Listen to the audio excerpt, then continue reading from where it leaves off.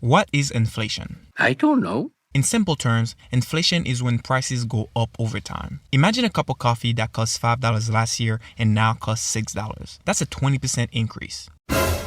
And this doesn't just happen to coffee. Gas, groceries, car insurance. Inflation makes the price of almost everything go up over time. Now, what does this mean for you? Well, it means that your money buys less than it used to. If you had $100, that might have bought you 20 cups of coffee last year, minus the taxes. If the price of coffee goes from $5 to $6, you'll only be able to buy about 16 cups of coffees, minus the taxes. Inflation is like a sneaky thief, eating away at your purchasing power. And it happens all the time, sometimes slow, sometimes fast. En fajo, bebé. República Bolivariana de Venezuela. Now, why is inflation a problem for the working and the lower class? Well, the Federal Reserve has a target of 2% inflation per year. That 2% inflation target has become an international standard across central banks around the globe. It doesn't sound like much, but over time, 2% inflation adds up. The past 100 years, inflation has actually been about 3.3% on average. That means that after 10 years, $100 would only be able to buy you $70 worth of stuff. And after 30 years, $100 would only be worth about $35. How? Hold on, bro. How?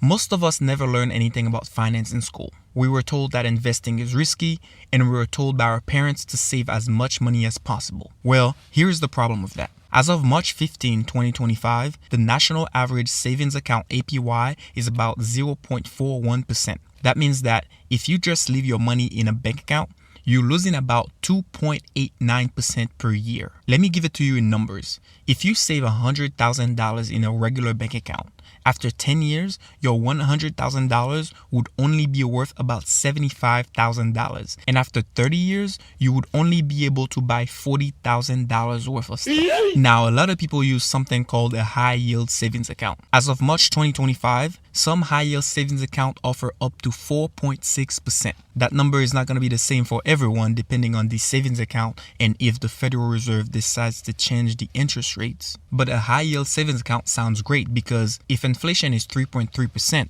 and you're earning 4.6%, that means you'll be able to earn an extra 1.3% per year on average. If you put $100,000 in a high yield savings account, after 10 years, it could be worth about $113,000. Then again, that's if the rate stays at 4.6%, which it probably won't. Now, what if we replace the word inflation with the term money debasement? Money debasement refers to the reduction of the value of a currency. That can of course happen by increasing the money supply. Debasement can lead to inflation, erosion of purchasing power, and instability in the economy. One of the ways that I track the money debasement in the United States is by looking at the M2 money supply. The M2 money supply is a key indicator of the overall amount of money available in the economy, which can influence inflation and economic growth. Over the past 100 years, the average annual growth rate of the M2 money supply has been about 7%. And because of that, over the past 100 years, the United States has experienced a significant decline in its purchasing power, a loss of about 97% since 1913. So in the last episode, we talked about banks controlling your money. If you add inflation and money debasement to that, it's like a double slap in the face. You are not in control here. That's why some people say that inflation is a hidden tax. It's crazy. Yeah. It's crazy when you actually realize that. So it's like if you're not getting a 7% raise, you're basically losing money. Correct. Your wages are lagging and you're being stolen from by the central banks. Inflation is like hypertension or diabetes. It's quiet. You don't feel it coming at first. And then all of a sudden, boom, you're in the hospital. So the next time someone says inflation is good for the economy, tell them to shut the Inflation is good for rich people with assets. But for poor people like me and you, who are struggling to afford healthy food at the supermarket, struggling to afford daycare, struggling to maintain our home, struggling to keep up with our student loan payments, inflation just eats away at everything that we work hard for. And that's why some people choose to save in Bitcoin for the long term, an asset that has a limited supply and that cannot be debased. And yes, I know it's volatile, but I'll prefer to watch my savings lose 50% temporarily instead of losing 7% consistently. In the next video, we'll dive into why inflation happens. If you want to learn more about money and inflation,